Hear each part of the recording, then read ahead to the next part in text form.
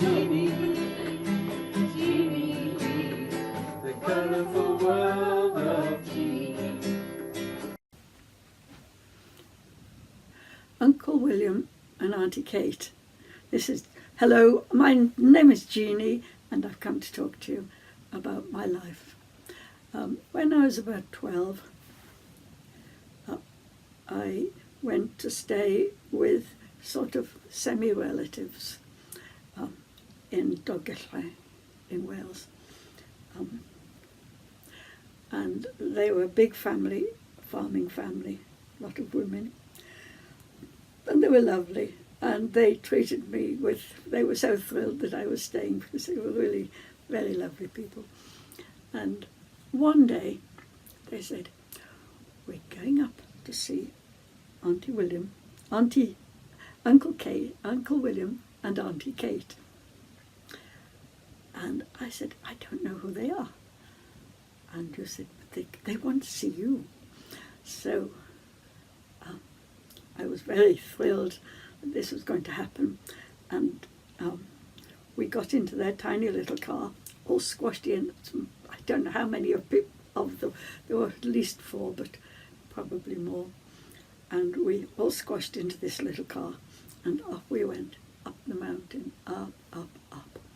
And I know these girls lived up the mountain, but not as high as this.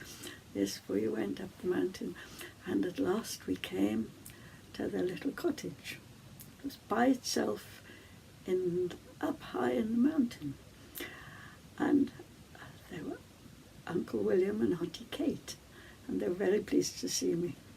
Auntie Kate had long skirts down to the floor, as far as I can remember, and probably hobnail boots, and so did Uncle William. And he had braces and a white shirt, as far as I can remember. And they were very nice, but they didn't speak English, and I didn't speak Welsh. But it didn't matter. The girls had said to me, you're going to have pikelets. Well, I didn't know what pikelets were.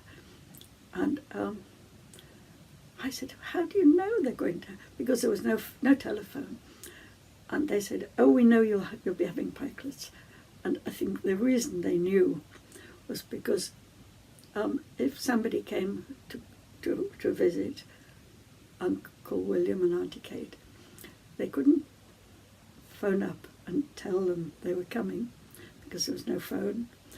But what they had got in the house was enough food to make pikelets. Well, pikelets turned out to be what I would call little pancakes, or maybe flapjacks.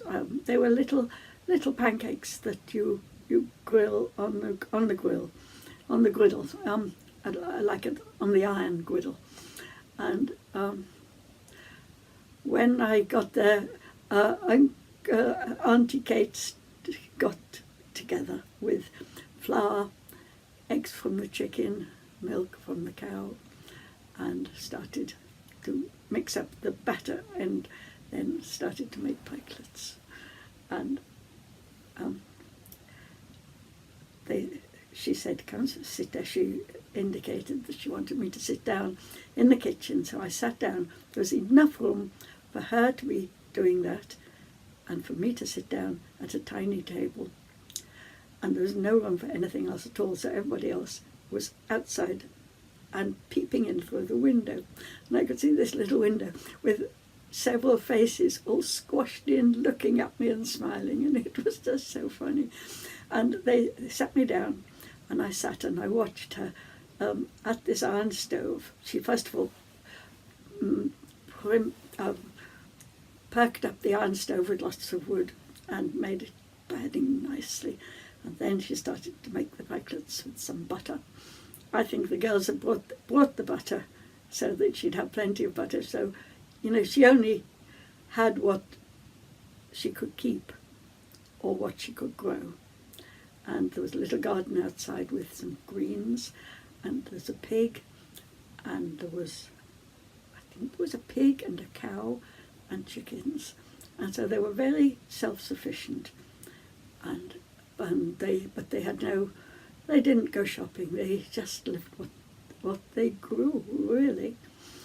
And I sat down, I watched her, and then she started to put pikelets on my plate, and they were little pikelets, little pancakes, and I had ate one.